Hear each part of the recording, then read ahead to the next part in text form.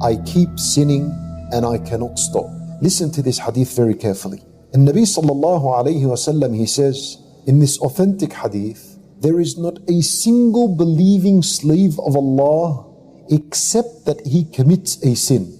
The believer's relationship with a sin is now of two types. Nabi sallallahu alayhi wasallam says, one situation is that he commits this sin and he commits it rarely. So he's not consistent and consistent upon it. He is very rare to commit this sin. The second situation, and Nabi sallallahu alayhi wasallam says, a believer could have a relationship with a sin in where he commits very regularly and he's persistent and consistent upon it. And he does not separate and stop himself from this sin until he himself is separated from this worldly life. In other words, until he dies. Or perhaps like the sister who walks out of her house regularly every day without adhering to the proper Islamic dress code. Or it could be that person who just cannot control his tongue. Or it could be the person that smokes not one cigarette a day, packets and packets a day. Now Nabi sallallahu alayhi wasallam in the beginning part of this hadith explained the problem. This is the problem. A person that commits a sin and cannot stop. What's the solution? Listen to the second half of the hadith. And Nabi sallallahu alayhi wasallam, he says that the believer has been created to be tested.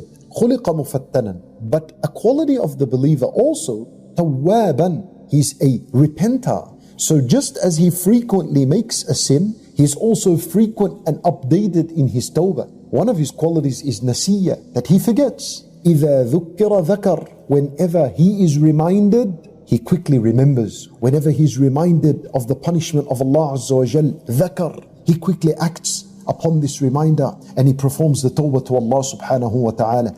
The solution is, this is the cycle you're supposed to follow, which is, you commit this sin, you make a tawbah immediately after the sin. Nasiyya, you'll forget. That's the nature of Bani Adam. You'll fall into the sin and you make a tawbah again. And if a person is upon this cycle, then bi'idhnillah, such people are upon goodness. Such people are upon goodness. You're not a hypocrite. You're not an evil person.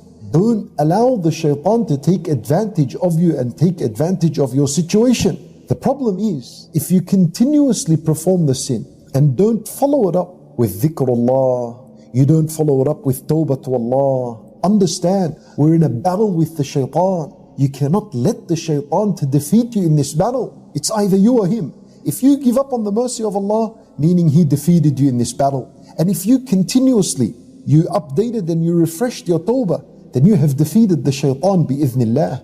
And Nabi sallallahu alayhi wa sallam says that if a person was to say, أستغفر الله العظيم الذي لا إله إلا هو الحي القيوم وأتوب إليه, he says it 3 times, غفر له وإن كان قد فر من الزحف, that Allah Azza wa Jal would forgive him even if he turned his face and he turned away from the battlefield. Do you know when you turn away from the battlefield, this is a major sin. In other words, this one dhikr said 3 times is enough to clear you even from the major sins that one has. This is the solution, dhikrullah subhanahu wa ta'ala. A person might complain and say, Wallahi, I know that the road ahead is very long. I still have to face death. And after this, I'm going to live a life in the grave. And after it, as-sirat wal-mizan. And then the paradise or the hellfire. And then al-hisab. And I need something that will take care of all my future concerns and worries. Dhikrullah subhanahu wa ta'ala is the answer to such a person. The solution is الذاكرين الله كثيرا, the abundant remembrance of Allah subhanahu wa ta'ala. This is why dhikrullah subhanahu wa ta'ala needs to always be on the tongue of a person.